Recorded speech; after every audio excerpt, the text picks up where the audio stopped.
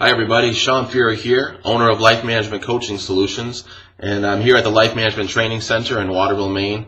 This is where we hold our Driver's Ed for the Road of Life course, and also we provide ongoing guidance and support to people who are members of our HERO Support Network. HERO stands for Happiness Engineering and Resiliency Optimization.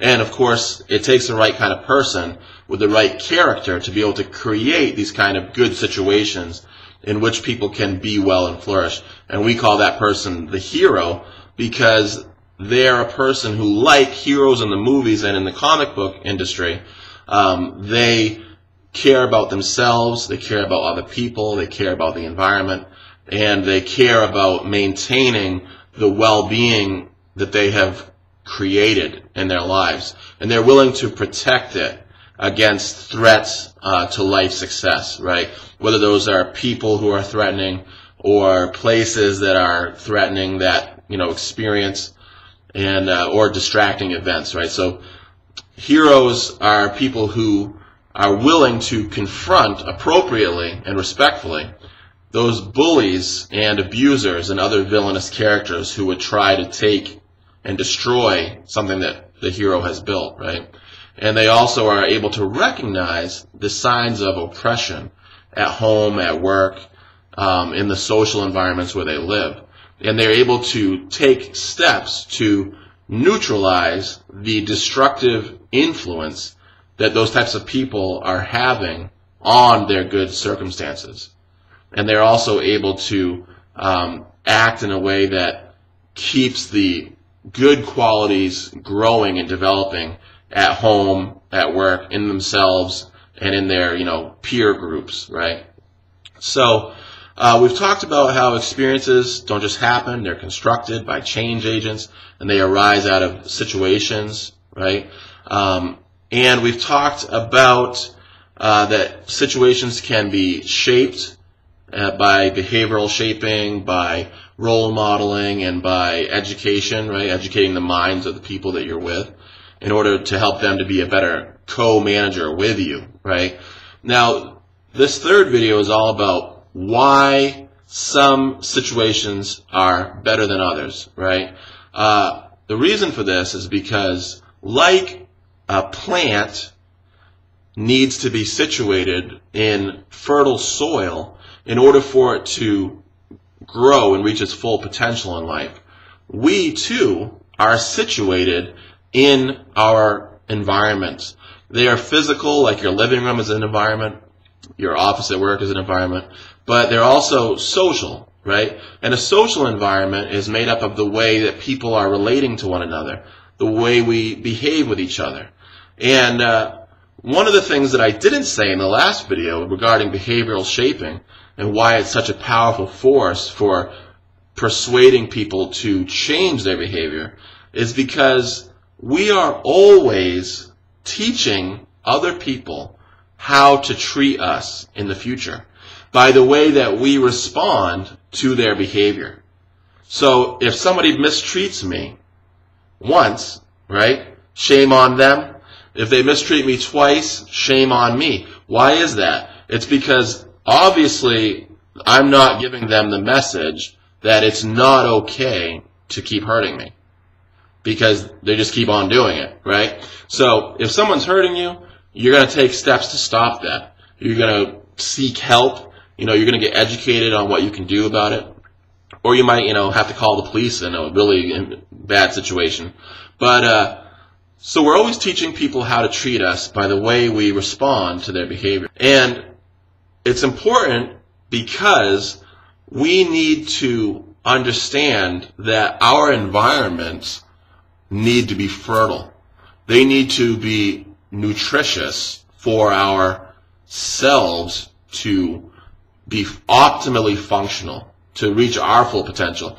So if you were to look at it like a funny visual metaphor, okay, you could imagine yourself as being like a plant situated in that potted soil, right, trying to grow. And in one hand, you've got, a little bucket of water that you're pouring on the dirt around you in order to maintain that nutritious, elements. It's like putting Miracle-Gro in the ground. And you've got like a little shovel there that you're like tilling the soil, right? Because you're responsible for maintaining the health of the environments that you live in. And so when you encounter that boss who is out of line and is trying to treat their employees as if they don't matter, well, then you need to be able to confront that and talk to maybe the higher ranking officials and let them know that people are more productive in the workplace when they are not being abused by someone, right? When they are treated well. And same thing at home. If someone's mistreating you, it's a relative, whomever, they need to be confronted, right? Now, often in these environments that are dysfunctional, they're oppressive, it creates this like glass ceiling effect, like you might have heard if you ever learned about the women's movement throughout history. Often women were prevented from moving up in the workplace because of discrimination.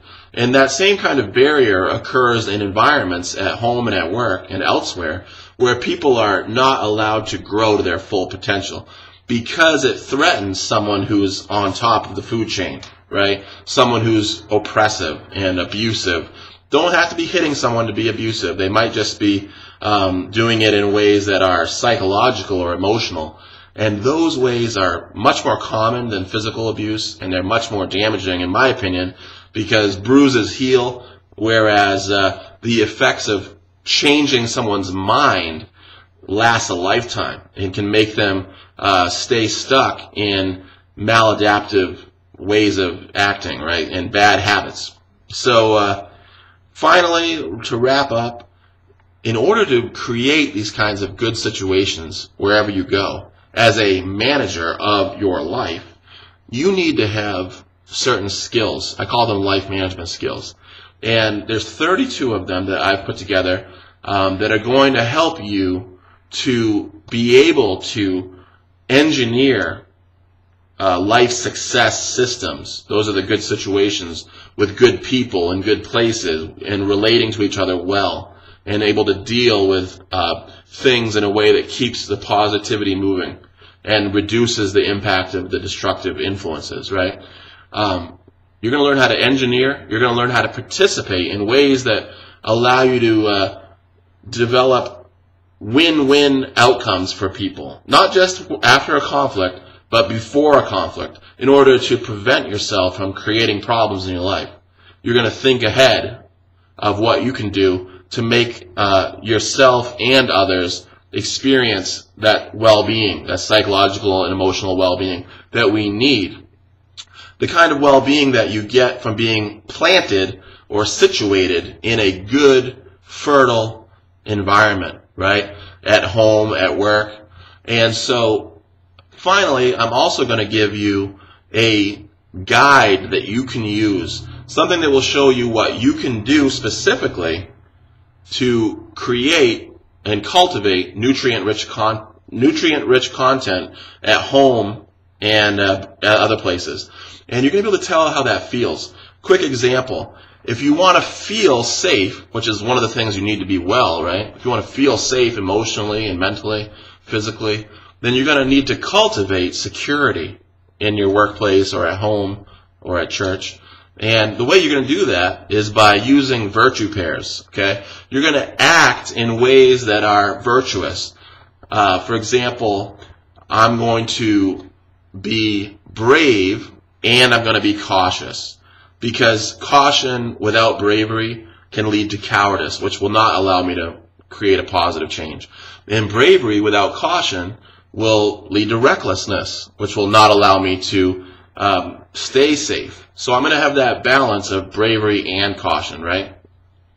And that's it for now. There's a lot more to go into it. There's actually 12 elements of every situation that you need present in order to experience well-being. And there's about 48 virtues that you can learn about if you take the course, and you can get access to our book, The Change Agent's Guide to Engineering the Happiness Machine.